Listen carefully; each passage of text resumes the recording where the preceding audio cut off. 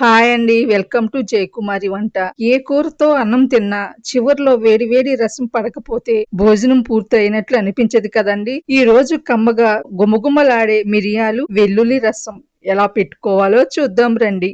ముందుగా ఒక గిన్నెలో నిమ్మకాయ సైజంతా చింతపండు తీసుకుని ఒకసారి కడిగేసి మళ్ళీ మంచినీళ్ళు పోసి నానబెట్టి పక్కన పెట్టుకోండి. ఇప్పుడు ఒక రోలు తీసుకుని అందులో 1 టీ స్పూన్ జీలకర్ర, అర టీ స్పూన్ మిరియాలు, 10-12 పొట్టు తీయని వెల్లుల్లి రెబ్బలు వేసి కచ్చాబచ్చా దంచుకోండి. రసానికి ఎప్పుడు రెడీమేడ్ పొడులు వాడే కంటే ఇలా అప్పటికప్పుడు రోట్లో దంచుకున్న మసాలా వేస్తేనే ఆ గుమగుమలే వేరుగా ఉంటాయండి. ఈ మసాలాలను ఒక ప్లేట్ లోకి తీసి పక్కన పెట్టుకోండి. ఇప్పుడు స్టవ్ వెలిగించి ఒక గిన్నె పెట్టుకోండి. మంటను మీడియం ఫ్లేమ్ లో ఉంచి 1 టేబుల్ స్పూన్ నూనె వేయండి. నూనె వేడయ్యాక నిలువుగా కట్ చేసిన 2-3 పచ్చిమిర్చి ముక్కలు వేసి కొద్దిగా వేయించండి. ఆ తర్వాత ఒక కరివేపాకు రెమ్మ, ముక్కలుగా కట్ చేసుకున్న 3 టమాటాలు వేసి బాగా కలపండి. ఇప్పుడు మూత పెట్టి 2-3 నిమిషాల పాటు టమాటాలను మగ్గనివ్వాలి. అప్పుడే రసానికి టమాటా రుచి బాగా పడుతుందండి. టమాటాలు బాగా మగ్గాక స్టవ్ ను లో ఫ్లేమ్ లో మార్చుకోండి. ఇప్పుడు ఇందులో మనం దంచి పెట్టుకున్న మసాలా,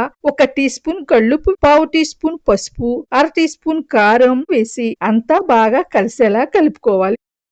ఇప్పుడు మనం నానబెట్టుకున్న చింతపండు రసం తీసి ఇందులో పోసుకోవాలి.